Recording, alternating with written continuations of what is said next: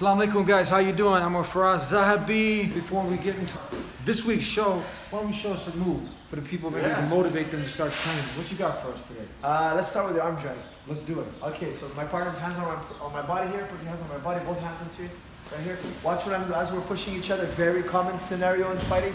Watch what I'm gonna do. I'm gonna do the old wax on, wax off. Okay, I'm just gonna do it like this. See? Karate Kid. Karate Kid. Karate Kid. You guys heard Karate Kid, right? Can't go wrong, Karate Kid. So we're here. We're locked up. Watch. I'm gonna do that wax on. And I'm gonna capture the wrist. Let's see that again. So we're here. We're locked up. We're pushing each other. Wax on. Capture the wrist. Drag the arm across his body. And capture it with your left hand. Okay. So watch again. I'm doing the wax on, wax off with my right hand. I'm feeding his tricep to my left hand. I'm pulling his arm across, pulling him forward. And now look, I'm right behind. Lock it up.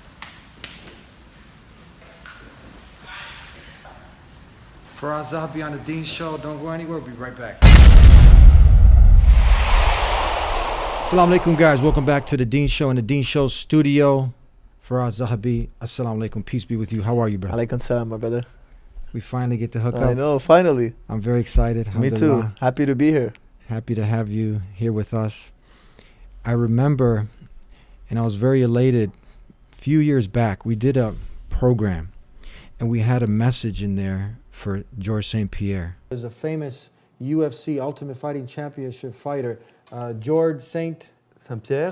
Yes. Mm. You guys, you speak the same language? To George, yeah. À Georges et aux autres que ça peut intéresser, Dieu vous a donné cette chance d'avoir la santé, d'avoir un corps et une énergie qui vous permet de faire toutes ces choses admirables et extraordinaires. Dieu est capable de l'enlever aussi, à tout moment. Cette énergie, elle ne nous appartient pas, elle nous est donnée. Et juste avoir cette humilité, peut-être se rappeler ça, se dire qu'à tout moment ça peut partir et qu'il faut se dépêcher. Il faut se dépêcher de se rappeler et de remercier. C'est tout ce que demande Dieu. Dieu n'a pas besoin de nos prières. C'est Dieu qui nous donne l'occasion de se rappeler de lui, pour nous, uniquement pour nous donner la possibilité d'accéder à un monde encore meilleur, Inch'Allah. Beautiful. God willing, that message gets to him. And I was very elated that you had shared that with him.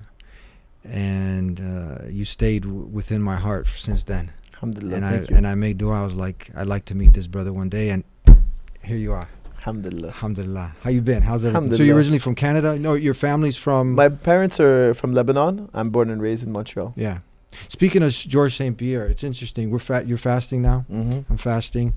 And it just, a few years back, I don't know if it's because I wasn't paying attention, but it's very interesting now, all of the ton of information on fasting.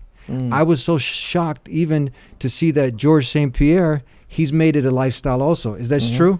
That's true. No, he's doing a lot of fasting these days. Yeah, absolutely. Met a doctor that treat people with cancer and diabetes with intermittent fasting. So I start doing a program of intermittent fasting and time-restricted eating, and now my symptoms diminish. Like every week, every month it diminish. So it's getting better. It's not 100% now, but it's getting a lot better. A lot better. And I feel a lot better. Yeah. So now, what do you, I mean, back then people were just like, well, how can you guys do that? How can you, because we're staying away from the obviously, before dawn breaks, we'll get up, eat, and then all the way, right now it's like until almost 9 o'clock, we're stay away from food and water. And people are just amazed, how can you do that? But are you seeing so many more people now, intermittent fasting, so many more people there's so much more data. I mean, we don't obviously do it for the physical. I mean, we benefit from the physical benefits, but more the spiritual, obeying the Creator who's ordained this for us. But are you seeing that now? So much, a ton of information. No, definitely. Now there's intermittent fasting. It's very popular. Yeah. There are a lot of benefits to fasting, but the number one benefit to fasting, in my opinion, is the psychological benefits. And people will, I hate to use the word addicted to fasting, but people will see that fasting is also an experience. It's also an experience, because. Again, my background's in philosophy, so I have a hard time seeing anything outside of thought. People think that pleasure or happiness or fun comes from the outside. But actually, pleasure and happiness and fun all comes from a type of suffering. And these people might find this Say that again. all pleasure All pleasure comes from suffering. from suffering. From suffering. So for instance, let me give you a for instance. It's actually depression that comes from satisfaction. So let me clarify that, because words are a tricky thing. For instance, if I'm very hungry and I eat a steak dinner, that steak dinner gonna have relieved my pain of hunger. Now I'm gonna have a sensation of pleasure. However, if I tell you, eat that steak dinner and you enjoy it, then I bring you another steak. Tell you, eat that one too, Eddie. Now you enjoy it, but not as much. Then I bring a third and a fourth, and you're like, please, no more. And I force you, a sixth, a seventh. Gonna be throwing up. Now you're getting sick. Yeah. Now the same steak that gave you pleasure now is making you ill. Now the sight of it is scaring you. Now you know that this madman making me eat steak, now he's torturing me. Mm-hmm. So where does pleasure come from? The pleasure came from your appetite. فَإِنَّمَا الْأُسْرِ يُسْرًا. And it's a cycle, right? The verse repeats itself again. It's cyclical. Now in the West, we have an incredible epidemic of depression. We do. Huge, Why? yeah. Because when I gave you that first steak, it was good. The second one wasn't as good. The third one, you're satiated. Your needs are so met all the time. You're so pampered. You're so taken in the West. I mean, as a Western society, we have so many resources. I like to call us the billionaires of history, the trillionaires of history. We live better than ancient kings. Literally speaking, we have water, electricity, transport, food, medicine, vaccinations, etc. We are what Nietzsche would have called the last man. You know, we're that fat cat on a pillow, so to speak. We're benefiting from all the hard work our forefathers did to bring society to this level. And now we're numb a bit. Why? Because we have too much. We have satiated our desires so much, so often, that the second you have a slight amount of hunger, you're eating. The second you have a slight amount of discomfort, you're sheltered. So what happens? That person becomes numb. A happy person goes through a cycle of pleasure and pain. A happy person goes through a cycle of pleasure and pain. So for instance, if you're very cold and I give you a blanket, you'll feel a great sensation of warmth. You'll have this great experience. However, if you're already warm and I put you a blanket on you, that same blanket now is causing you discomfort. So why in the West do we have the most amount of depression when we have the most amount of resources? It's because we've overconsumed. Now take somebody who is addicted to overconsumption and tell them, look, stop eating and drinking for 16, 20 hours. It's going to be very hard for them. Why? They have a habit formed. Their eating and drinking is easy for them. And actually, if you know the process of how a habit is formed in the mind, it's actually quite easy to explain why it's very difficult for them to break a habit. A habit is just a very efficient way for your body to do the same thing over and over again. It actually saves energy by creating a habit loop. Now, when Ramadan comes along, we do it as a community. You know, when I saw you, you asked me about my Ramadan, I asked you about your Ramadan. We're pulling our collective will together. And in essence, one of the reasons why we do Ramadan is to replenish that battery. You know, when you're going to have your breakfast for the first time in 30 days, that breakfast is going to be something extremely special. When you're going to be doing all the things you've abstained from in Ramadan, after Ramadan, you're going to have rejuvenated your batteries, you're going to have refreshed your life, you're going to have done it again for the first time, so to speak. So this cycle is so important. However, in Islam, we do it as a community together. And many religious traditions have these fasting rituals. However, you don't see them as practice, I would say, as in Islam. In Islam, it's really, look, the sun comes up, man, we stop eating, we stop drinking. And we're doing it as a community. Of course, Ramadan is for so many reasons. One of the main reasons as well is for knowing what a hungry person goes through. Ramadan gives you a glimpse into the life of a person who's underprivileged. Somebody who doesn't have food to eat. You don't know what it's like, but you have a glimpse. And personally, I've had a lot of empathy now for people, personally, who don't have enough to eat. Like I find that it's such a horrible state to be in. You know, could you imagine a young child who has to do what we're doing we do it for a short period of time? Could you imagine somebody, this is their lifestyle? Mm-hmm. It's a very difficult thing, yes. But it brings you back to reality. Why? Because here in the West, you know, I go to the fights a lot in Vegas, you know, the food, the amount of waste, the amount of stuff that's just turned away. Oh, I've had enough. You know, this is the 5th time I ate today, and throw away all these precious resources. It's hard to do that after you've done Ramadan, really. It's hard to see that. You start to understand the value of the resources. And I think this is what it is. It's more of a paradigm shift, a paradigm change, an understanding of the self. And I think it's an incredible exercise psychologically. It's beautiful when you look at, when we're told that in the Quran where God Almighty is saying fasting has been prescribed for you as it was prescribed to those before you, that you may attain God consciousness, taqwa. Exactly. So we connect back to Jesus, he fasted. Moses, he fasted. Mhm. The best human beings that walked the earth, they fasted. So now we're seeing all these developments, physical, but obviously the spiritual, you named one of the wisdoms. But before we even get to that, Firas, what had you, because you don't just wake up one day and say, I want to start fasting.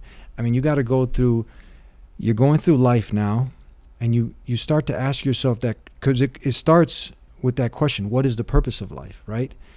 And before you start following the blueprint of life that was legislated from the creator of life, what had you, at what point in your life did you start contemplating and thinking, what's the purpose of life? Before you even got to fasting, prayer, and all the other things that you do today. You're asking me why I contemplated doing fasting? What got me there? What got you to the point of, living purpose? Because obviously Islam, you're living that purpose that was ordained by the creator. What got you to that point that you started to think, what's the purpose of my life? Why am I here? Why have I been created?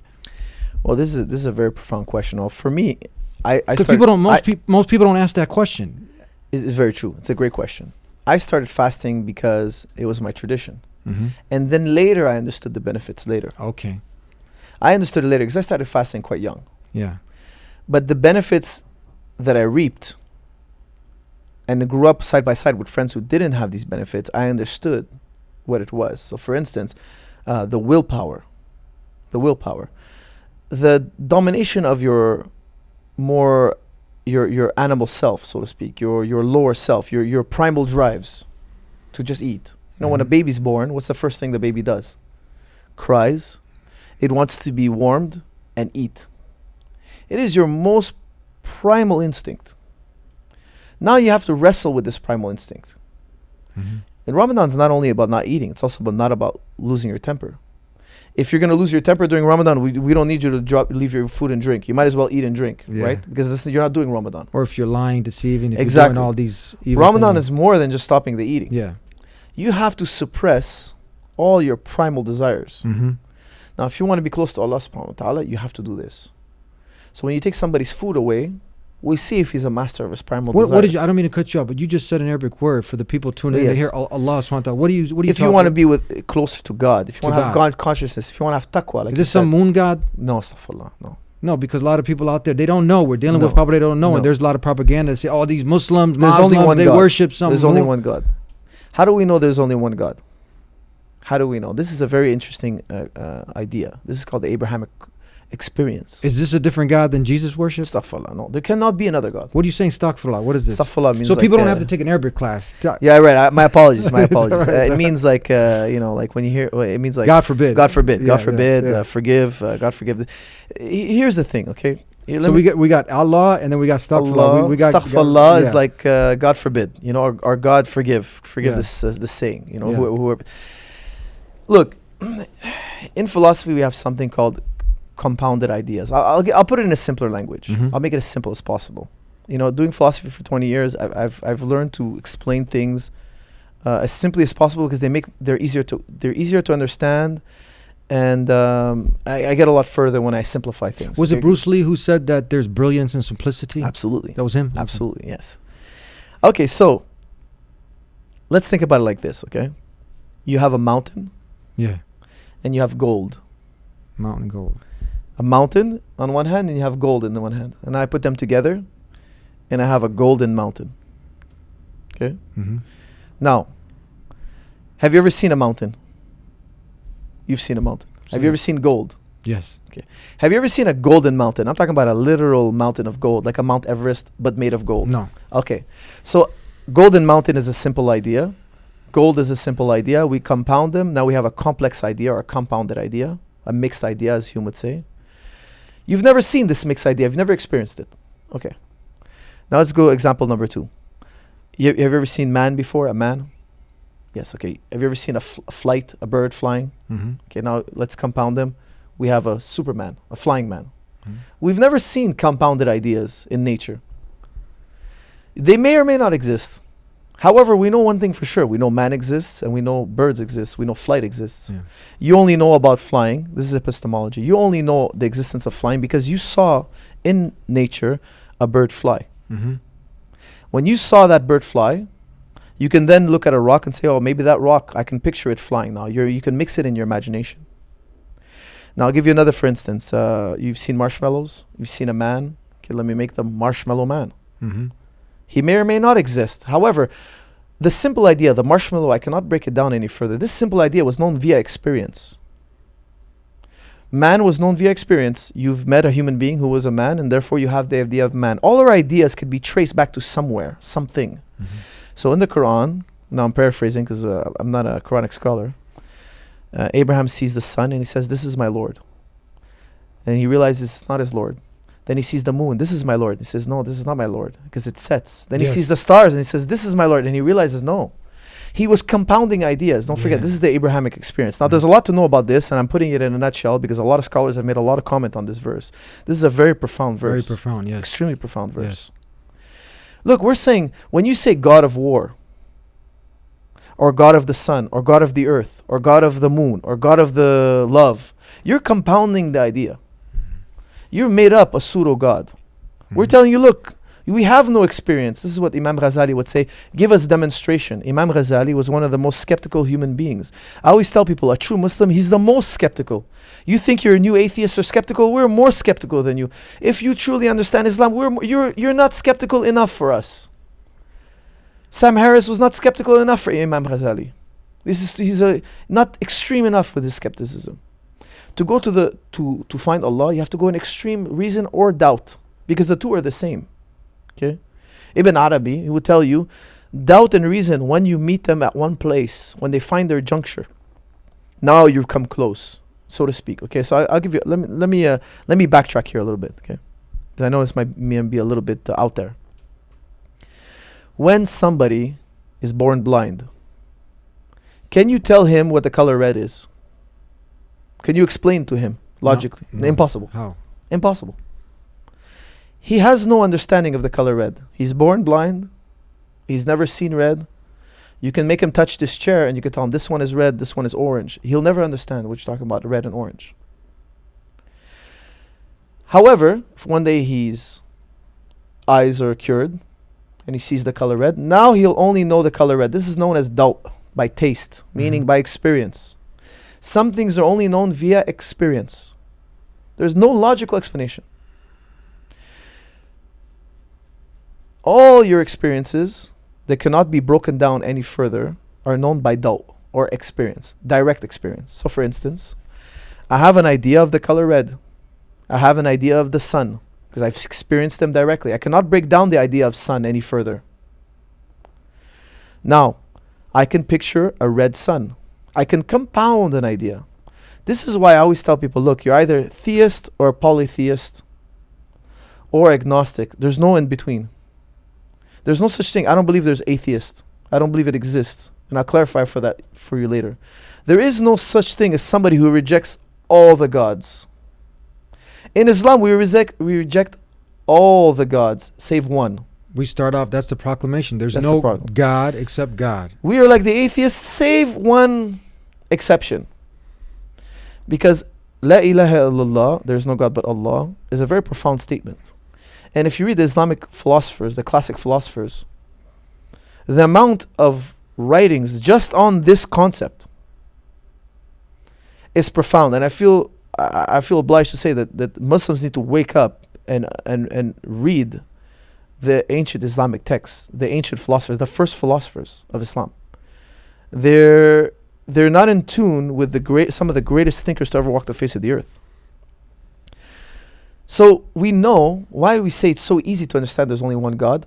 Show me any deity other than Allah subhanahu wa ta'ala, other than God, the one God.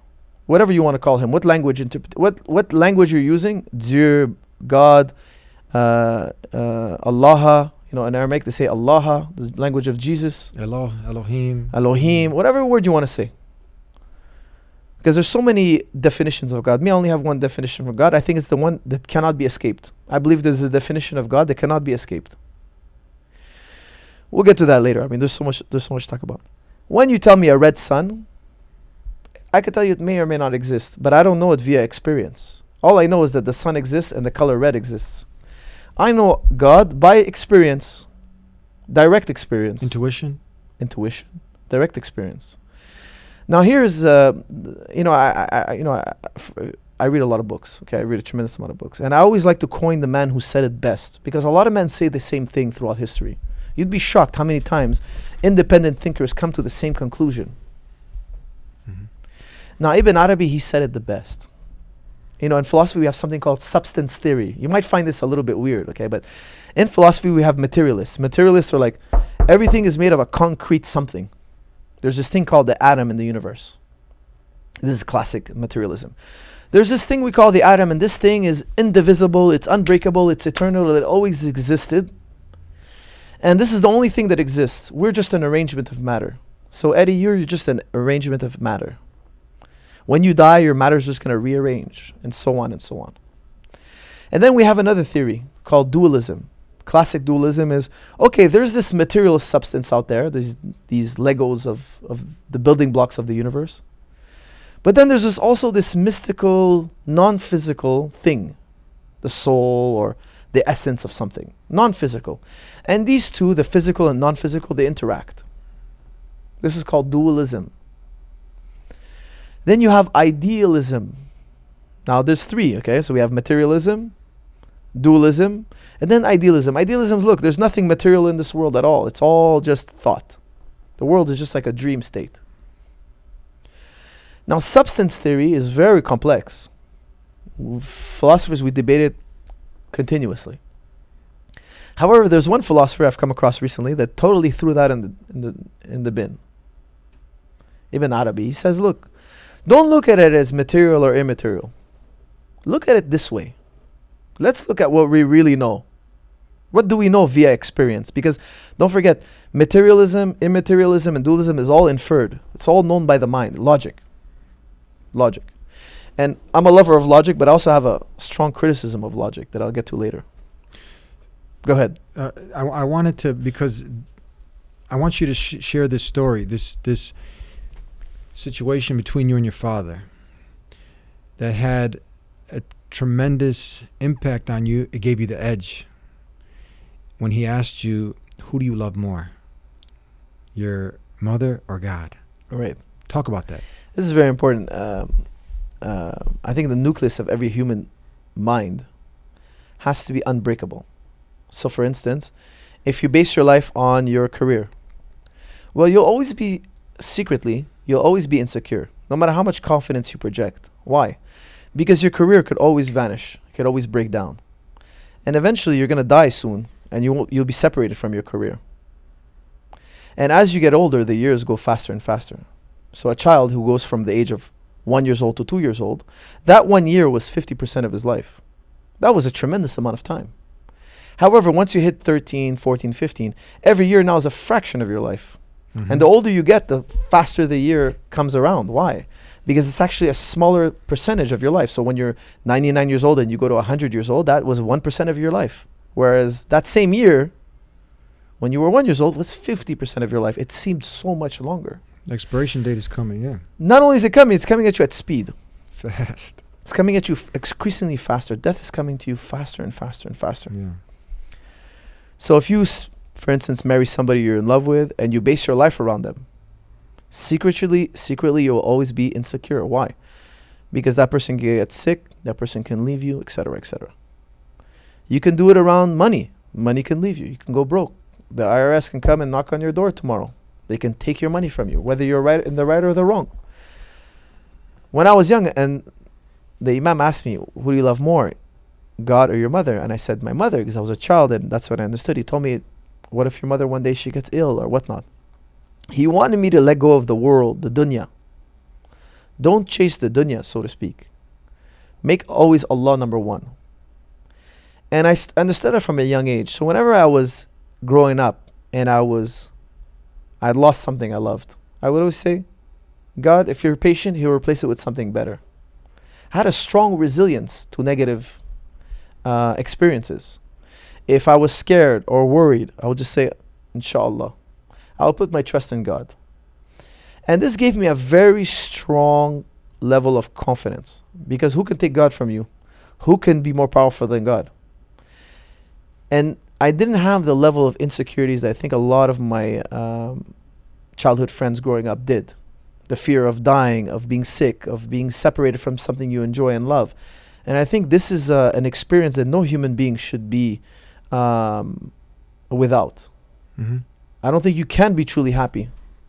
Because even when you find happiness, it always comes with a level of insecurity, a sadness that you're going to be parted with it sooner or later. So for instance, if you're an atheist and I give you a beautiful wife, woman, child, career, hobby, it's going to be harder to let go at the moment of death. Mm-hmm. If I gave you a horrible life, you'd be like, look, death is around the corner. You see death as a good thing now. Maybe having a horrible life made death easier for you. There's always hope. There's always hope, but somebody who has a mentality that he's atheist, Mm-hmm. in my opinion, can never really truly enjoy the human experience. Why? Because death will sour it all, so to speak. Mm-hmm. Because so what? Because this is what inevitably leads you to nihilism. If you're very intelligent and you're atheistic, you're headed down a path that we call nihilism. And to this date, I know a lot of you are going to be like, no, not me. No. To this date, nobody has ever given us a solution to nihilism. To this day. You know, Nietzsche tried with the Overman. There's many philosophies out there that have tried.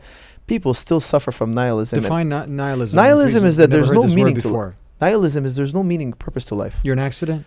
You're an accident. So what if your children survive and procreate? So what if you survive and reproduce? So what? It's all for nothing. Your life is a blink of an eye. Mm-hmm. You're just as insignificant as the ant you stepped on. You didn't stop and bury him and have a ceremony. So what if you live or die? So what if you get cancer or not? We don't care. There's no point in caring. It's all just so temporary. However, this is the burden of a very intellectual human being. They'll understand. They can look back at the world and say, so what? However, this is the fate of somebody who believes this life is all there is, Mm-hmm. which is also illogical and unscientific as well. Unscientific. And I could say that as confidently as anything else. And if people are going to jump out of their seat now and say, how could he say that? Because you have a weak understanding of science. If you think it's unscientific, it's because you have a weak understanding of science, not a strong understanding of science. If you're a scientist, that doesn't make you a philosopher of science. Because what people don't understand is philosophy is based on history. Philosophy is the belief that the future will behave like the past. If we're talking about empiricism, science, is the belief that the future will behave like the past. I know it's a little bit weird, but this is the philosophy of science. Now, your history of life is that you came from a non-living entity. So let me give you a Socratic example. I'll make it really simple. Yeah. Really, really simple. If I say, Eddie, you woke up at 7 o'clock, if it's a fact, that means at 6:30 you were doing what? Or 6:59, you were doing what? You were sleeping. To wake up, you had to be sleeping. Mm-hmm. If I say, Eddie, you fell asleep at 9 p.m., that means at 8:59, I'm alleging you were awake. To fall asleep, you had to be awake. If I say, Eddie, you've grown, that means before you were smaller. Generation comes from its opposite. So for you to grow bigger, you have to first be smaller. For you to go smaller, you first have to be bigger. It's undeniable. We cannot deny that the opposites are generated from one another. Mm-hmm. You were born on a particular day. Yeah? Yes. So before that, you were what? Some people hesitate here. They want to say I was non-living. Non-living is just a semantic for dead. You were non-living. You came to life. That's why Allah says in the Quran, when one person asks, will Allah raise us from the dust? Tell him, like you were created the first time, Allah is going to create you again. Why? This is a message to those who know. Mm-hmm. If you have scientific understanding, if you understand the philosophy of science, Allah says, look at the dunya. You're going to find my signs. Mhm. What do we find? Now, we find patterns and regularities. Science is the study of patterns and regularities. Patterns and regularities found in nature. Now, I might be speaking maybe, it's a bit maybe too deep here, okay? Mhm. But Allah is telling you, look at the patterns and regularities found in nature. Allah doesn't change His ways. Meaning you came from death, Allah brought you to life from nothing. And when you die, Allah is going to bring you back. It's going to be cyclical again. Mhm. Just like everything in nature is cyclical.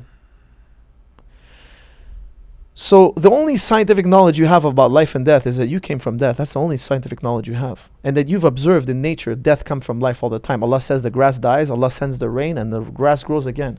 All you've seen is death and life, death and life, death and Right. life. You've seen this cycle over and over again. We're like seeds that are going to be planted in the ground. Inshallah. And you see those fruit seeds, vegetable seeds, they come up. The human seeds, they're going to come up. Tell us, since you're an expert in this area of philosophy, weren't Aristotle and Plato, weren't these the codifiers of the modern day logic?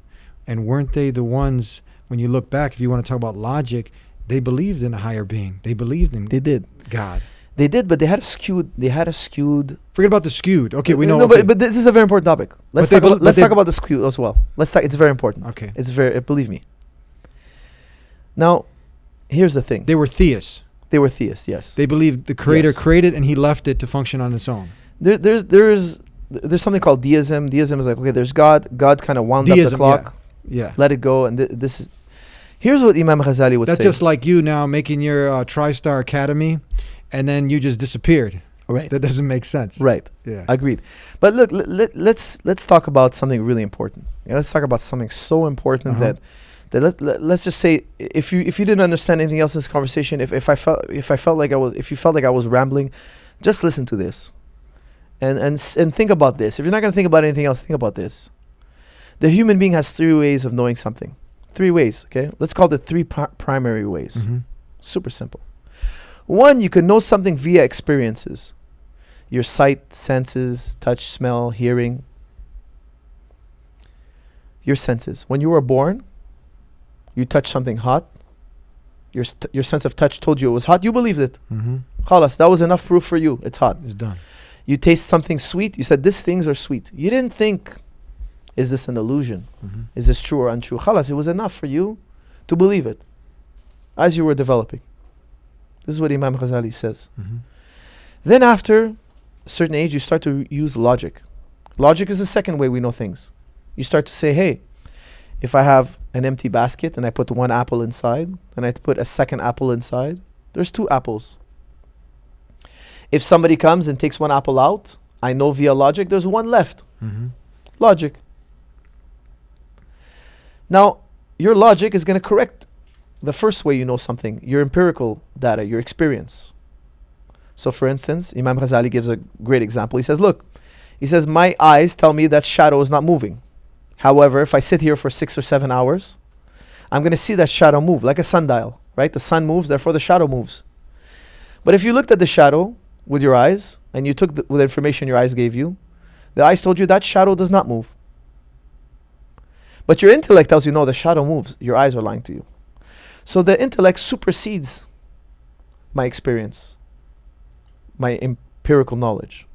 So for instance, Descartes gives a great example. He says, look, you put a straw in a glass of water. The straw bends, yeah? He says, my eyes tell me it's bent. I don't believe them. I believe my intellect, who tells me no. It's the rays of light that bent via the water. Mhm. It's an illusion. Don't believe your eyes. The intellect is the master of your eyes. Aristotle saw the sun every day go around the earth.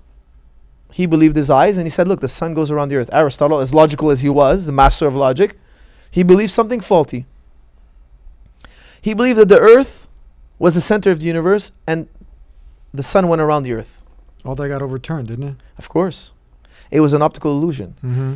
The aql, the intellect, overturns the empirical knowledge. Mm. So nobody today will say empirical knowledge is superior to intellectual knowledge. And Imam Ghazali says, what if a new type of knowledge comes and usurps intellect? Now what? And this is where the beauty of Islamic philosophy is really. Mhm. Because the the Greeks stayed only with the logic. They didn't accept intuition. They don't talk about intuition. Very little. A handful. However, it's a central theme in Muslim philosophy, which I find to be really incredible. So, for instance, we know things intuitively. So here's a great example. For those of you who don't know what intuition is, in science, in hard science, for those of you who love hard science, they call it the hard problem of consciousness. Okay, your consciousness, you don't know it via your conscious human being, yes? You're having a first-person experience. Do you know this scientifically? So if I were to come with my team of scientists, cut your head You open, can't measure it, no. I cannot measure it. No. Leibniz gave a great example. Leibniz says, imagine I was really, really tiny and I was walking around inside your mind. I would see blood flow. I would see neurons firing, but I wouldn't see anything conscious. My empirical data cannot give me anything conscious. I cannot know what your experience is. Okay, so strike empiricism off the table. Strike scientific data off the table. Science cannot tell us. Science is not absolute. Science has a limit. Okay, what about your intellect? Can I logically deduce that you have consciousness?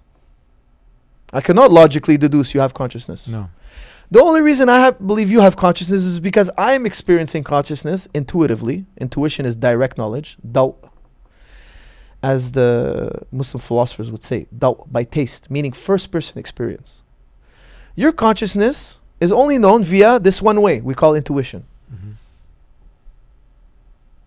It's not known scientifically or mathematically. So if you only believe in these two ways of knowing something, you're missing out on a whole universe of reality. Actually, we're more sure of our consciousness than we are of the world around us. Later, if we have the time, I'll explain to you the greatest misconception in human history. Yeah. The greatest misconception in human history. That throughout my years of talking to people, philosophers, not even 1% of philosophers understand this notion. Not even 1% of the philosophers. But anyways, back to what I was saying. How do we know you're conscious?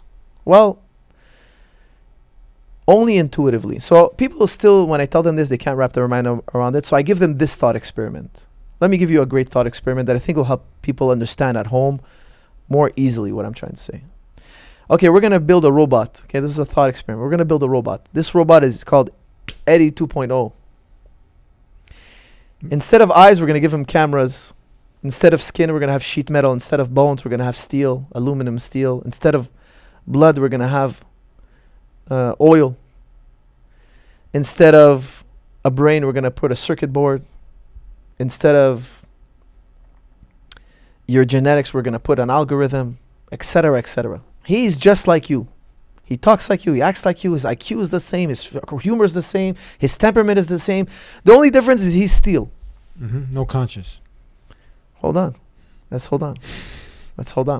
We're going to see what worldview you have. Yeah. He's exactly like you. As a matter of fact, when I pinch him, he says, ouch. He even says ouch. He's programmed. He's programmed. To feel pain. He's programmed. He has sensors on his body that tell him that this sensor has been triggered at this level of force. Interpret it as ouch, because Eddie would do that. Therefore, he mimics you identically. One day I come and I destroy Eddie 2.0. You're going to jail. No. Am I going to jail? No, you're not. Did I commit vandalism or did I commit Class murder? X felony. No. Did I commit vandalism or murder? Vandalism. Vandalism. Yeah. What was he missing? Conscience. Consciousness. A What is soul. consciousness? What is this thing? Soul. What is the soul? What is it? What is it? How do you know it? Yeah. How do you know it? That's my question to you. You only know it via daw, taste, first person experience, intuition. In Western society, we would say intuition. Now, Ibn Arabi, I just started recently reading his text, and he said something so brilliant that I thought that he said it better than anybody I've ever read. He says, look, don't think about it as soul or material. Don't think about it like that. Think about it like this. Think about it as seen and unseen. Have you seen your soul? No. Have you seen the dunya, the world around you? You've seen it. You've seen the material. You've seen your body, yeah? So he says, okay, all we know is seen and unseen. Don't say material and immaterial. That we don't know. Allahu alam. God knows best. Don't say that. This is an interpretation. This is not doubt. This is not direct experience. Mhm. He says, look, drop your intellectual knowledge for a second and just tell me what you know via experience, doubt, first person experience. No, but you can't doubt your first person experience. So for instance, if I pinch you and you feel the pain you cannot doubt it. You felt it first person.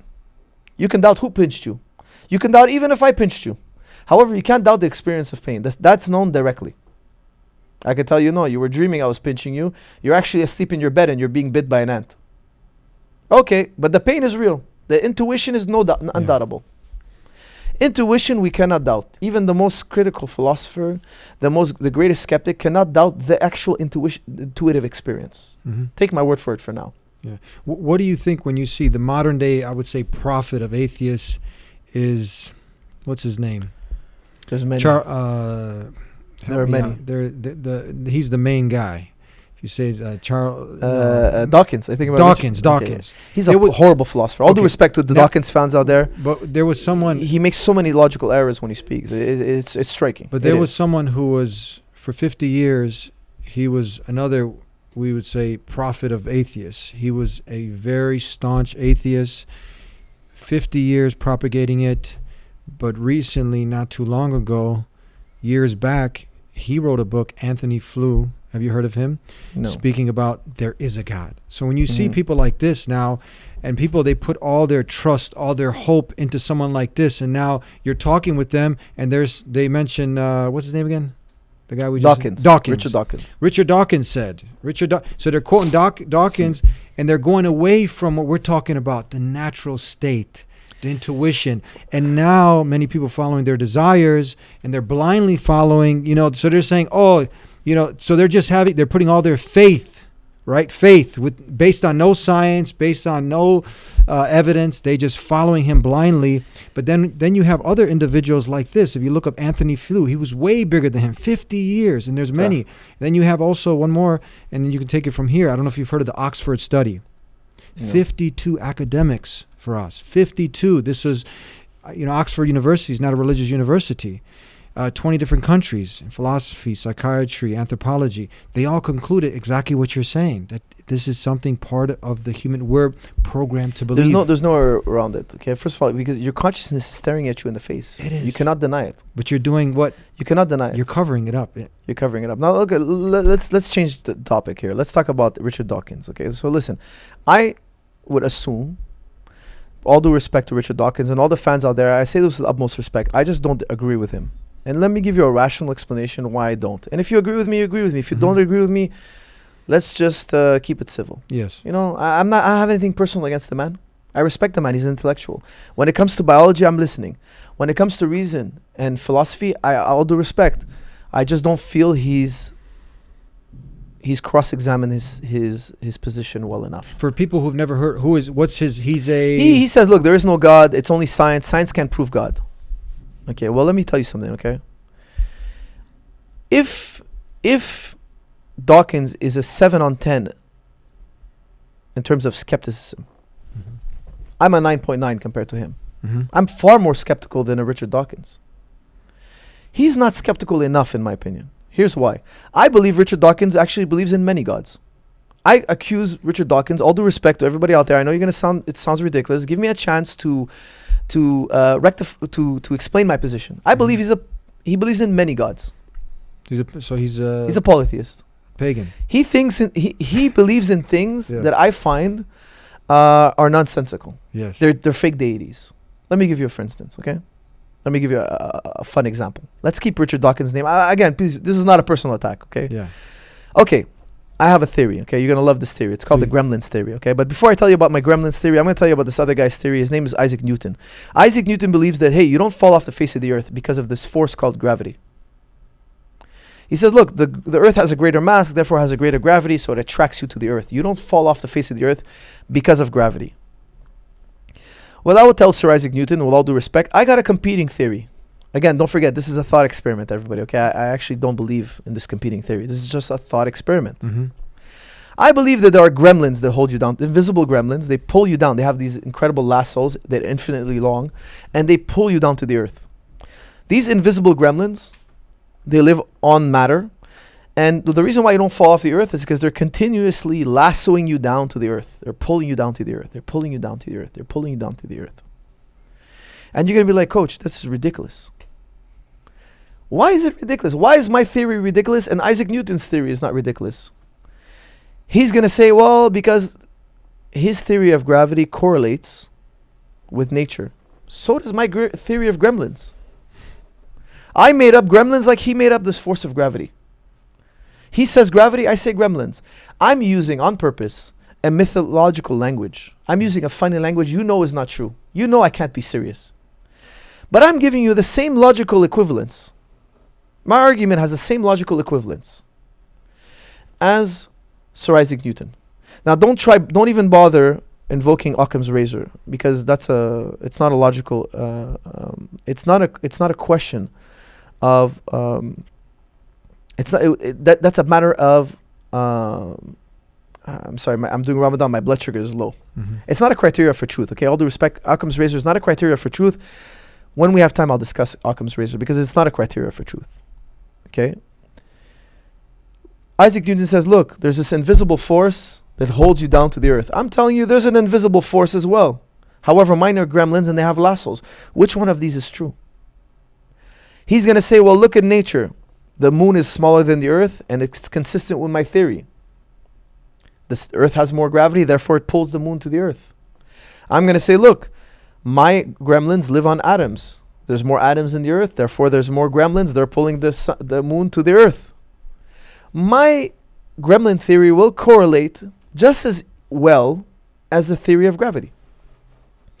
When Isaac Newton proposed the theory of gravity, his contemporaries said, his peers said, that's witchcraft, that's magic. You're making an appeal to magic. We don't believe in your theory of gravity. However, it was slowly adopted because his theory correlated with what we saw in the world. However, today we know he was wrong. Today we know Einstein came around and said, look, it's impossible. There is no pulling force, it's a pushing force. And he correlated to a whole different reason. And one day maybe, inshallah, we'll have the time and we'll talk about how Einstein debunked the theory of gravity. It was a mythical god that they believed in. Now, do you think the Arabs, they didn't understand these? Do you think the fake gods of the Arabs were any different? When the Arabs saw a turban fly because of the wind, in the desert you have strong winds. When the turban was flying in the air, and they said that this is the god of wind, they made up a god. They made up a deity. What people don't understand about science, and again, this is 1% of the population. Science is only patterns and regularities found in nature. The forces, these laws of nature, are things we project from our minds onto nature. Now, this is very profound, and I understand that it's very profound. But gravity, electricity, magnetism, all these forces are exactly what the Arabs projected, and Islam came to wipe out. We believe in, I don't want to tell people we don't believe in science. We believe in science, but these are just bookmarks. These things don't exist out there. The Muslim mind, the educated Muslim mind, sees these as bookmarks.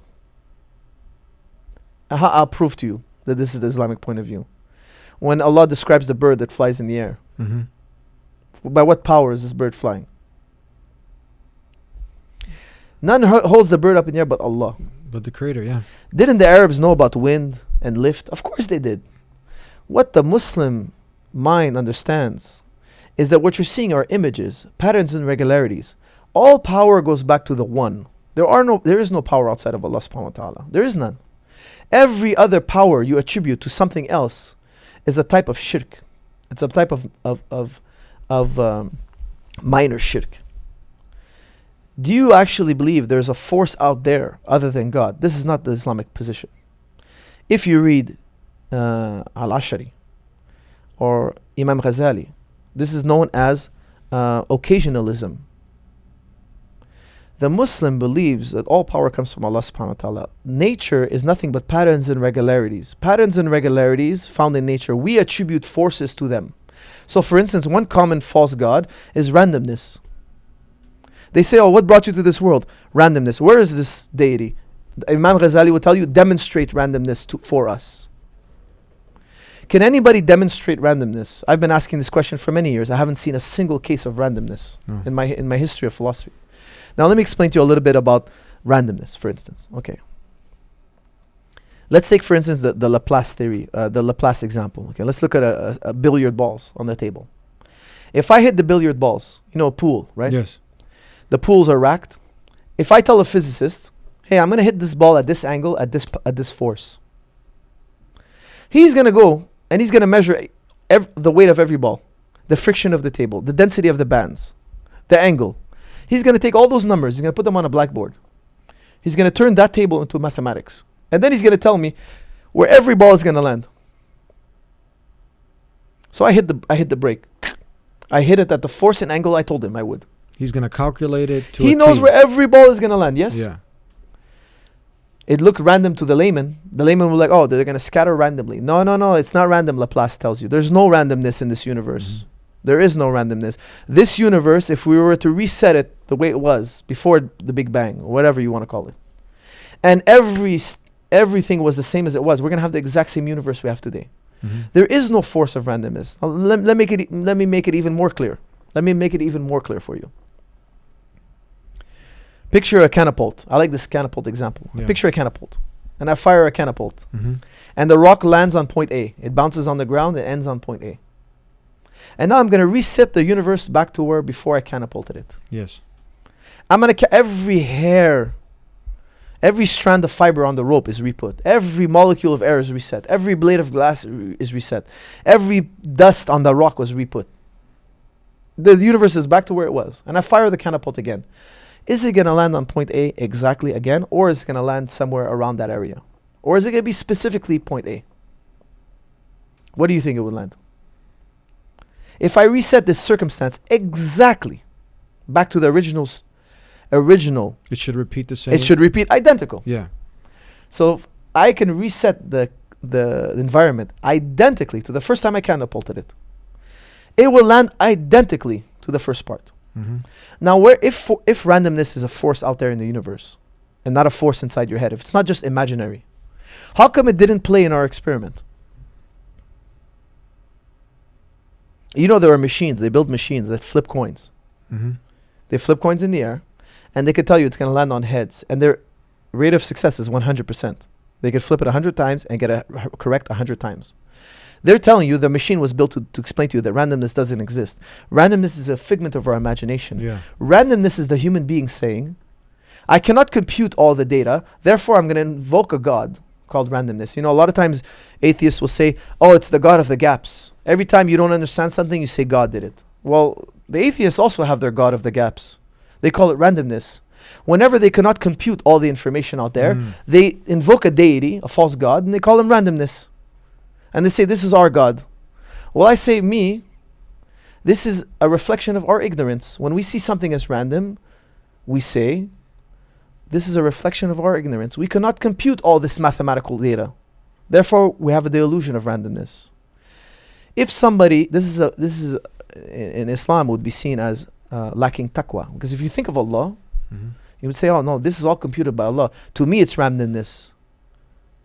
To Allah, it's not random. That's why we call Allah al-haq, yeah, the truth. Yes. So for instance, imagine a man would come to you and say, the tallest mountain I've ever seen is the tallest mountain there is. Would you think this is a wise man or an ignorant man? He's stating it. If he's saying that the tallest mountain I have ever seen is the tallest mountain there ever must be no other mountain. Mm-hmm.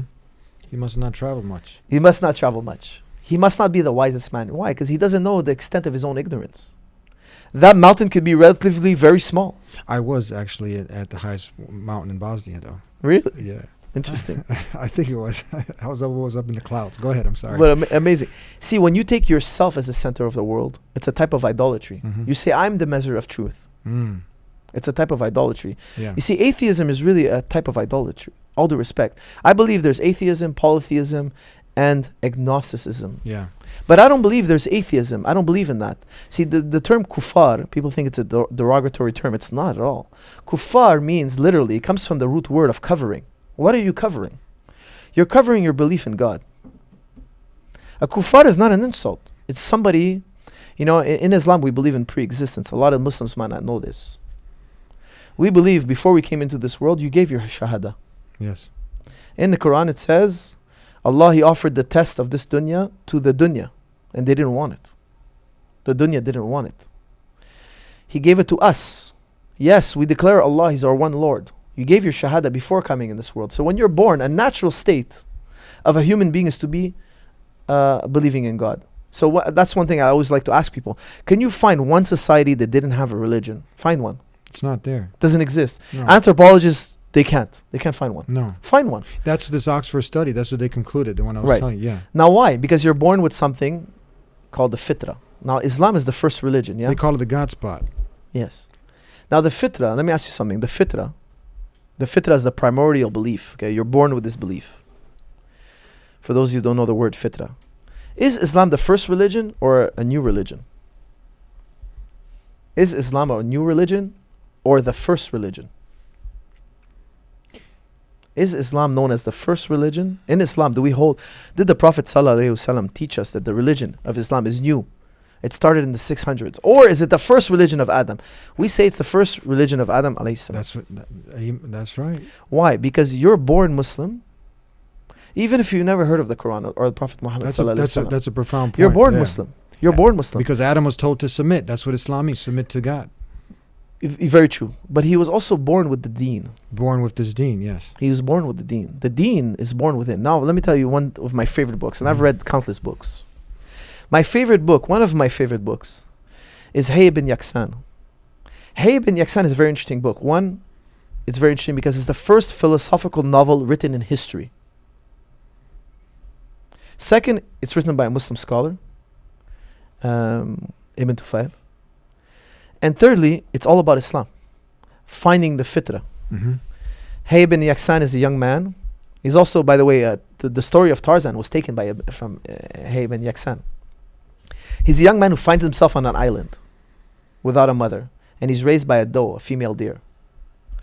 Now one day this doe, she dies. Now all he doesn't know language. He doesn't know anything a human. He has no doctrine, except the natural doctrine he was born in. Now she dies one day. The fawn, his mother, the deer, she dies. Now this is his first encounter with death. And he'd noticed that when he'd block his ears won't work. And when he cover his eyes don't work. And if he blocked his nose doesn't work. So he thought, look, her life must be blocked somehow. Remember, this is a very primitive thought. These are early human thoughts. Hypothesized. Mm-hmm. So he says there must be something that's blocking her whole body, her whole system. Well, it must be in the center of her body. Why? Because that would be the place for the thing that blocks the entire system. Mm-hmm. So he eventually does an autopsy and finds the heart. Now he goes on to a journey to find what is that thing, what we found earlier about the robot. Yeah. He was missing. Mm-hmm. That we said is not known logically or scientifically. It's only known via this one very particular way called intuition. And then he goes from there and he has a very religious experience and finds himself, he's a Muslim. He understands his relationship with the Creator. Now there's a lot to Islam outside of just the rules and regulations of Islam. Yes, this is a very important part of Islam. But there is the realm of tasawwuf, the spiritual realm. And if you read the early Muslim philosophers, the central theme was finding this, getting to this level. Whereas Muslims today, it's more about the benefits of following Jewish prudence, the traditions, or the rituals. The rituals are extremely important, no doubt about it. However, equally important, even more important, is tasawwuf, or the purification of the heart. Now, purification of the heart has many levels, but this is known intuitively. And these incredible body of literature, I think, has to be revived in the Ummah. The Muslims today have to go back and reread that. Because not only were they great logical thinkers, in my opinion, they surpassed logic. Mm-hmm. And I think that's an important segment we should talk about, because a lot of people will jump out of their seat We're once almost I say out that. of time. I want to get in a few more questions. Sure. That I've been wanting to ask you. I want to just make a comment on. I like what you said, and this is what we believe, that there is no one that's truly an atheist. And even an atheist, if you follow his life, you'll see him going through, or her going through, a set of rituals, and certain things will happen in their life, and it becomes good luck, bad luck. And this can be traced back to the god of fortune, Fortuna. I don't know if Tough. you've seen a lot of people. They might be atheists, but they're knocking on wood. You Mhm. follow me? Mhm. This is actually, if you study this is an ancient Scandinavian tree god. To scare away. They had to knock to wake up. Oh, is So, it? Yeah. So it's amazing. But when you see now, I'm very happy. I'm elated to see someone like you, someone who has become well known in the martial arts community, because a lot of times the Creator Allah subhanahu wa ta'ala will give someone a spotlight, and now there's a lot of pressure on Muslims nowadays. A lot of Islamophobia is a huge industry, and they're scaring the Islam out of people. So Muhammad's becoming Mo, right? Or he's become a ostrich with his head in the ground. But you're proud to be a Muslim. But how do you feel when you see a religion that you love, that you practice, being maligned out there? Have you had these interactions with some of your students, or have you had some bullies, some cyber bullying, people calling you? Oh, of course. terrorists? How do you Listen, deal with that? The second I say anything remotely Islamic, look, the West is divided into camps. It's people who are tolerant and people who are intolerant. Mhm. The West is predicated on everybody can be part of the West. Everybody.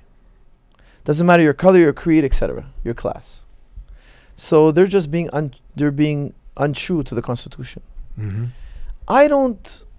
When somebody says something ignorant, I feel sorry for them that they're ignorant. I don't hold his criteria of ignorance to be a measure of truth, or that it's gonna harm me in any way. I don't have any. How should I say? I don't waste my time with them, or I just feel sorry for them. Mhm. For instance, today I was online, I posted something, and somebody said something really, really violent towards me Yeah. because he knows I'm Muslim. So you have experienced that Of also? course, all the time. Listen, Yeah. you know what? My channels are very clean, alhamdulillah. And I try to reciprocate this respect. But of course, but I feel sorry for him because he has to live ignorant. What's worse, being an ignorant person walking around the earth, or being somebody who's hoping not to be ignorant, who's trying to shed himself from ignorance? Which one of the two has a better experience, a human experience? Any success stories of removing some ignorance? Of course. Actually, Countless. having to connect, and we always usually encourage people to make the human connection. Has anyone who've had that thought of mind connected with you, and actually a success story? So you were able to remove many of those layers of ignorance. Well, listen, yes, countless times. I've had profound conversations Yeah. in private with countless people. Mhm. I mean, I travel the globe. What are some of the top 2-3 misconceptions that you will hear perpetuated? You know what? A lot of misconceptions come from the Ummah itself, the Muslims themselves. They have to understand what the Deen is. Who are the greatest minds of Islam? What did they understand about Islam? And Islam is a direction. In my opinion, it's a direction. The Prophet ﷺ and Islam was so progressive in their time. They were the most merciful, the most just. It was absurd that the camel has rights. These are things that were absurd, that the woman has rights. Islam was progressively going in a direction, step by step. For instance, Islam abolished slavery, but one step at a time. In the West, we abolished slavery with a violent war. Now, we both did something great, the West and the East. Now, I'm a Muslim. I'm from the East. My roots are from the East, but I'm born in the West. I'm in the middle. Okay, take me as impartial here for a second. I love Islam and I love the West. But the West had a bloody battle to free the slaves. Islam, we didn't have. Islam taught us the master and the slave, they're equal. Only their adab, only their good manners, one is better than the other. Yeah? You have it beautifully written in your dojo, by the way. Every sin, you want to be pardoned, you want to make it right with Allah, free a slave, free a slave. Every verse in the Quran, so many verses in the Quran, free a slave. What's Islam? The freeing of a slave, free a slave, free. We're so encouraged to free a slave that you're going to be embarrassed to have a slave. But yet, we didn't take the slave out of your hand because there would be maybe a economical destabilization, a civil war. Why did the whites not want to free the slaves? Well, it was the whites that wanted to free the slaves. The poor whites said, look, the black slaves are taking our jobs. They lower our wages because they're free labor. It was the whites that wanted to free the slaves, and another group of whites that didn't want to free the slaves. Now, in Islam, the mu'min, the righteous, he's happy to free the slave. It's a righteous thing to do. We resolved slavery in a different way. But today in the East and the West, we don't have slavery. Okay? Islam is by increments. Increments.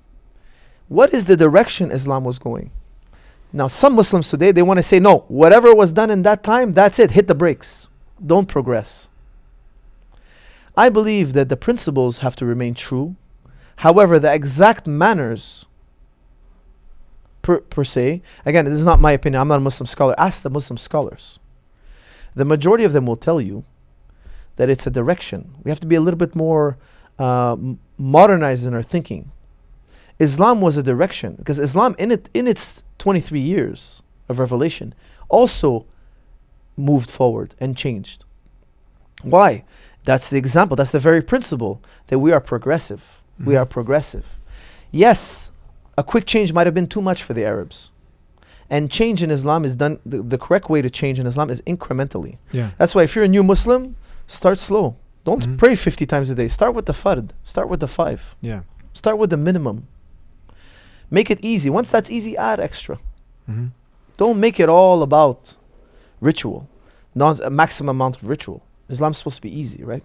Transition is made easy. So I think a lot of Muslims today, they have, for lack of a better term, dumbed down the religion. And we've done the most harm to ourselves. Why? Because when you tell the Muslims today, who's Ibn Tufail? They don't know. Who's Imam Ghazali? They don't know. You know, there's a hadith that says every 100 years, there's going to be somebody who's going to come and bring back the religion, reform it. Like somebody we're going to follow. Somebody we're going to have great admiration for. Every 100 years. Now, every 100 years we debate who's that man. Except one century we didn't debate. That was the year of Imam Ghazali. In the year of Imam Ghazali, everybody agreed he's the one. Nobody's greater than him. What did he say? Most Muslims, they didn't read Imam Ghazali. Imam Ghazali says, when you hold something to be true, bring me a demonstration or else strike it from the record. He was the most skeptical. So if you brought him gravity, he would say, demonstrate me gravity. That's your aql. That's your intellect. You cannot demonstrate me gravity. So therefore, you put it in the maybe pile. Plausible. And then Einstein comes along and disproves gravity as Isaac Newton understood it. A pulling force. But this wouldn't have happened to Imam Ghazali. Because Imam Ghazali said, I must know things via intuition, daw. Yeah. Which brings me back, maybe, I know we're running out of time, to my one point I would like to bring up. Ibn Arabi, he says, look, don't divide things as material or immaterial. Your body's material, your consciousness is immaterial. Use the language of the Quran. The Quran's going to point us to something very wondrous. He says, look at it as seen and unseen. You've seen your body, yeah? But you haven't seen your soul. You've experienced your soul directly. Intuition. But you haven't seen it. So we have the seen and we have the unseen. Now when Allah subhanahu wa ta'ala, when God makes Adam, alayhi salam, He takes him from the soil. The soil is seen. The soil, you can see it. Then He breathes into him His ruh. The ruh, the Spirit of God, the ruh is the Arabic word. I hate to use translation because there's so many problems with translation. But God breathes into him something unseen. And Ibn Arabi says, when the seen and unseen came together, now we have man, Adam, alayhi salam. The Adam, the ego, the self, what you associate to Eddie, is not this unseen thing, which you would call the soul per se. Or now we fall into semantics. There's the unseen, there's the seen, and then there's this thing sandwiched in the middle. Adam, or man. So the story of Adam is a story as well of direct experience that you've had. You are this seen object, and you are also part of you unseen. And the one who's witnessing this interaction, because Ibn Arabi takes a lot of dualities, hot, cold, plus, minus. The shahada, la ilaha illallah, there is no except one. The many, the one, the opposites. When we bring them together, Pure monotheism. Pure monotheism, of course, no doubt about it. But do you understand that when we bring in hot and cold, when we bring in the opposites, we come to something very unique. When we brought the seen and unseen opposites, and we we experience them together, we have something very unique that's born. The ego, the self. What you hold as Eddie, this one thing, the thing you call Eddie, is sandwiched between the seen and the unseen. And this is the very story of Adam. And of course, he has a very, Ibn Arabi has an incredible amount of writings on the tafsir of the Quran. And his nickname was the Sheikh al-Akbar. Sheikh al-Akbar, meaning the greatest teacher. Now, again, he was a prodigy. He didn't have any real teachers growing up, and he was a very enlightened human being. Again, but this is for the Muslims today to be familiar with, to know. And the reason why we don't know is, in my opinion, why we have so much trouble. We have such a hard time being understanding our deen, because our deen is very simple and easy to understand. Yes, we often say that if people can dig this, worship the creator, not the creation. That's where it starts with. So, because you've given a great, brilliant examples of people claiming to be atheists, but there really is no true atheist. They're just covering up that intuition there, and they end up worshiping themselves. the atheist believes in something metaphysical. Yes. What's metaphysical means literally beyond physics. Yeah. So we. Non-physical. Uh-huh. He believes in something non-physical. When I ask him to demonstrate it for me, he cannot. So we covered that. So I strike it. I think if someone has the qualities of being genuine, sincere, you explained that very eloquently. We're almost out of time. A couple more things I want to throw at you. Yes. What about Jesus now? Many Sah. people are Christian brothers and sisters in humanity. Sah. Now they say like, well, you don't understand God because you don't understand. What about Jesus? Okay. What do you guys believe about Jesus? This is something. Excuse me. I'm slouching. In short, so we're almost. Okay, yeah. Let's make this really simple. I have utmost respect for my Christian brothers and sisters, my Jewish brothers and sisters. They come from the same deen as us, the same religion. However, we do have a criticism of them in the Quran, that their books have been changed.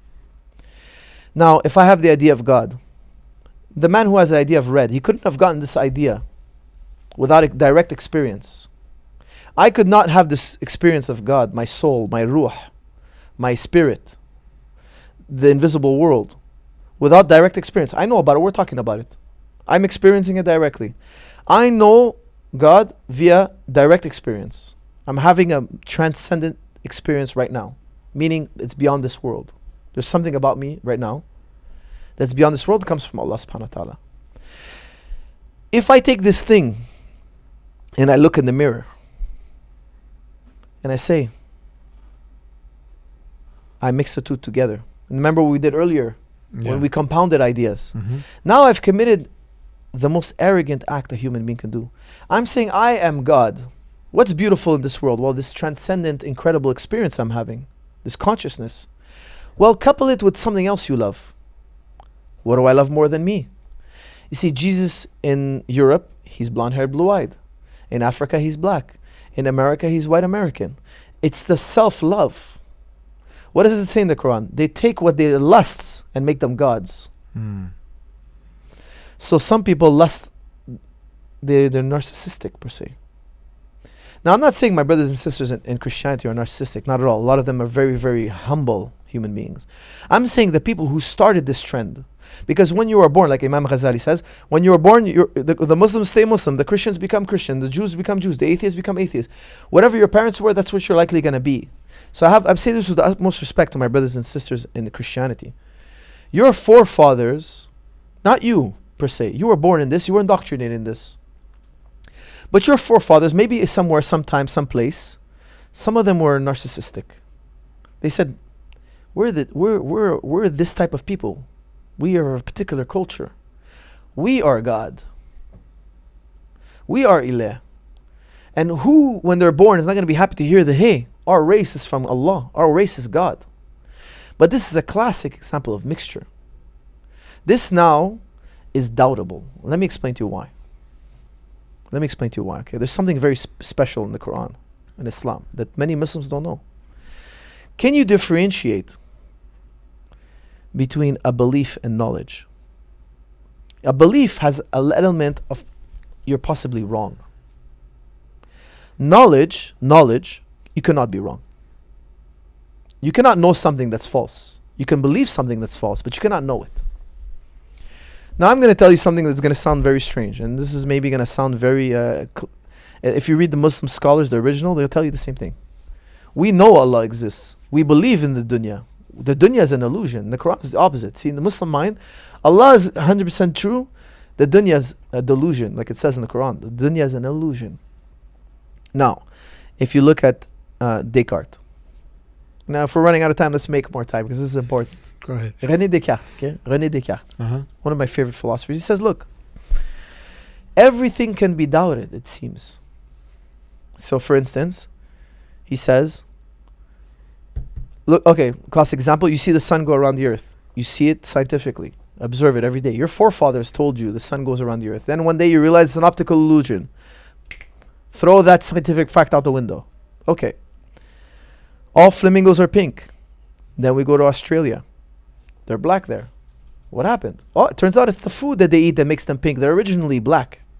Or it's the swan that's white and then you can have them black, etc. Change the environment, you change the fact, the scientific fact. Water boils at 100 degrees. No, not true either. We can put water in a certain type of atmosphere in the liquid that burns at 200, it boils at 200 degrees. Boils. Water, we believe for so long, boils at 100 degrees. Not a fact. It's actually this water in a particular circumstance that makes it boil at 100 degrees. Facts keep getting overturned. A scientific fact, if somebody truly understands science, he knows that a scientific fact can never reach a higher level than hypothesis. Descartes understood this. Kant understood this. Plato understood this.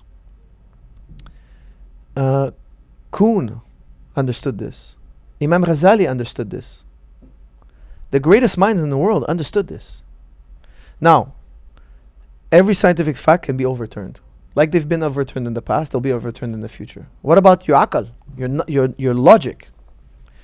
Well, there's so many criticisms to logic, but let me give you an easy one.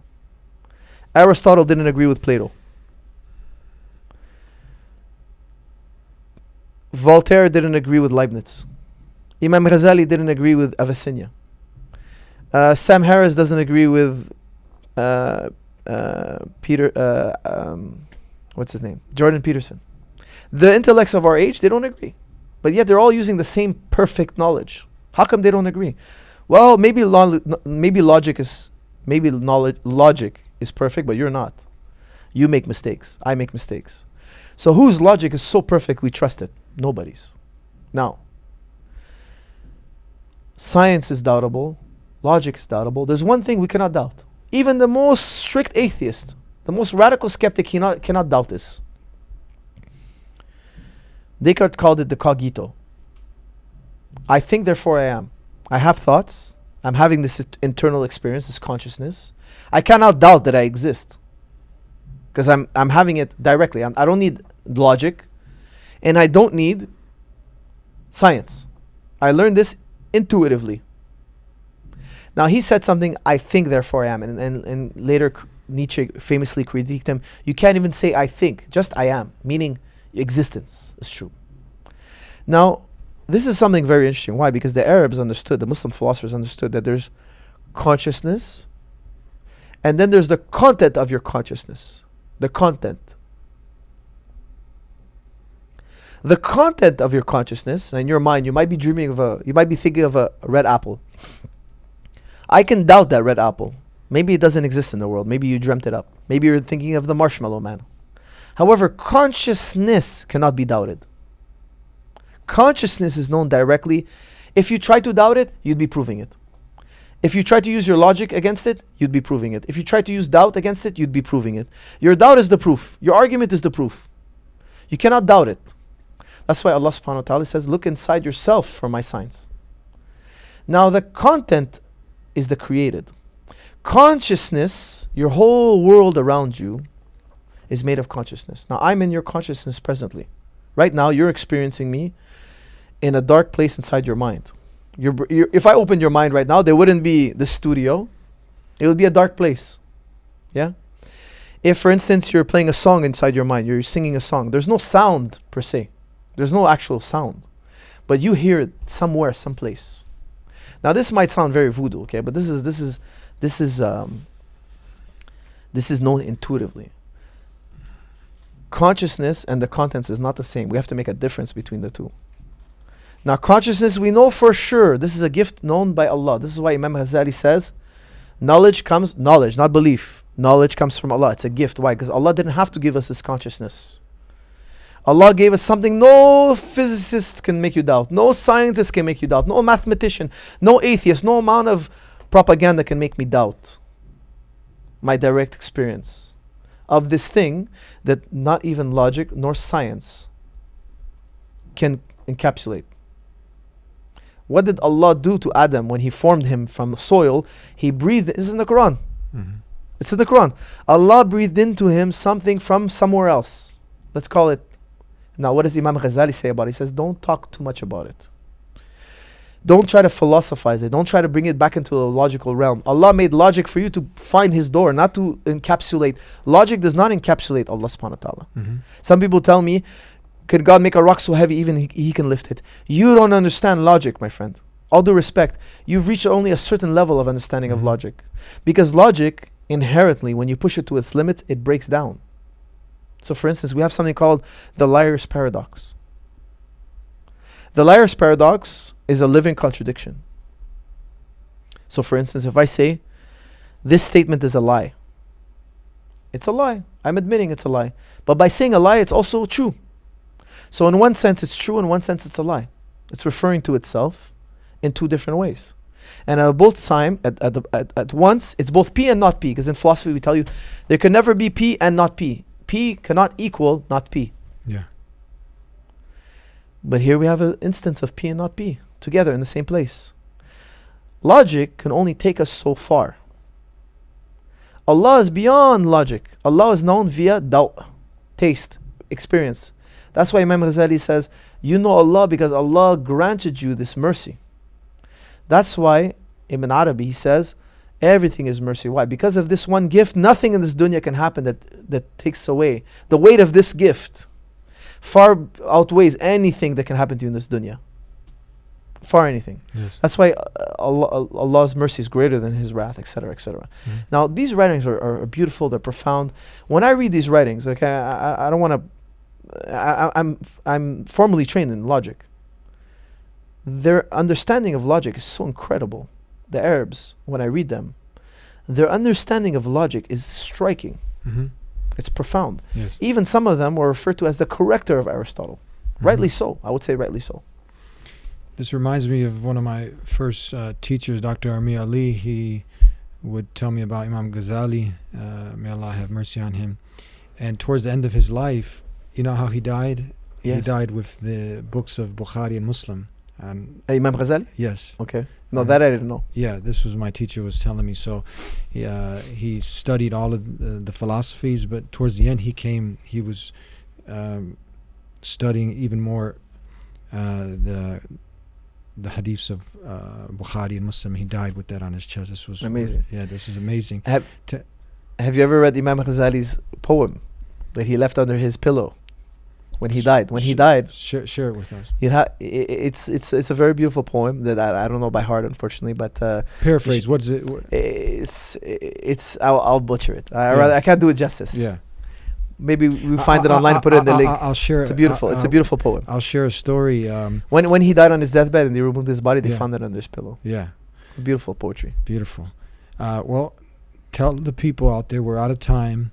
For the person who's tuning in, a lot of the not yet Muslims, because I usually say that because everyone has the potential, and usually people when they ask you, are you Muslim? I say, define what is your idea of a Muslim, right? If you mean someone who has submitted to the will of God, someone who's trying his best to be of noble character, honest, just, and virtuous, yes. But if you got some twisted ideas like most people do, then we don't fit that description. But now for that person who does, they tune in, they catch us at late night on the TV, CAN TV, and they're tuning in, or maybe on one of our social media channels, satellite channels, whatever. And now they're like, what do these Muslims got to do? And they see you, they recognize you, St. George Pierre's training coach. And what are some of the other top fighters you've trained? I hate to say names, but I've worked with all the best with all of them. ones. So they're like, what's this guy? He's Muslim also, but they've heard of a lot of different, ISIS and Al Qaeda and all this other crazy mad stuff. But they like a lot of the things we're talking about, worship the creator, not the creations, our deep love for Jesus as a mighty messenger. You broke down a lot of the logic, that we're really critical, analytical people. We're just not blind faith, we really thought this through. Islam provides the evidence that one needs to know, confirm that the Quran is not a book written by a man or a group of men. It is indeed from the creator of the heavens and the earth. But now all these misconceptions. What advice, in short, what would you tell them? Well, I would have two messages. One for the non-Muslims. Every group has a far right problem. Whether every single group, the Christians have far right, the atheists have far right, the Jews have far right. Far right meaning the people who take things to an extreme. In Islam, we have a far right group. They're just very popular in the media. And as Muslims, we have to speak out against the far right because it's haram. Any way you look at it, it's haram. Being an extremist is haram. So for one, don't forget, all groups we have far right. Feminism has far right. Atheism has far right. Republicans have far right. Democrats have far right. Everybody's got a right-wing problem. It's not just Islam. Muslims, we got to be more verbal and we got to take more responsibility for our right-wing problem. And we all have to have a tolerance for one another. If somebody's Christian or atheist or Jewish or feminist or whatever, it should not bother you. It shouldn't bother you that I'm Muslim and that you're atheist. And that you're Christian and I'm not Muslim. Or I'm Muslim and you're Jewish. It shouldn't bother us. Why? Because you're atheist because you think it benefits you. I'm Muslim because I think it benefits me. Let God judge us. Why do we have to hate each other? Or why the prejudice? Prejudice comes from fear. So when you have a prejudice, you're telling the world you're scared and insecure. So me, I feel I would like to think that I'm a secure person. And I'm a just person. So if Islam is going to come to you, inshallah, it comes to you. If somebody asks me about Islam, I'm happy to tell them about it. If they ask me not to talk about Islam, I'm happy not to talk to them about it either. Because if they don't want to hear it, that's their problem. It's between them and their God. It's between them and their religion. So I think we need first to understand that extremism exists in every group. And secondly, very importantly, have tolerance for one another. Because when you don't have tolerance, you're showing your true insecurities. That's the bottom line. Thank you, brother. A pleasure. I really appreciate spending some time with you, talking with Same you. here. Inshallah, we can hook up again sometime. Inshallah. Jazakallah khair. Thank you, my brother. Pleasure. Assalamu alaikum. Alaikum salam.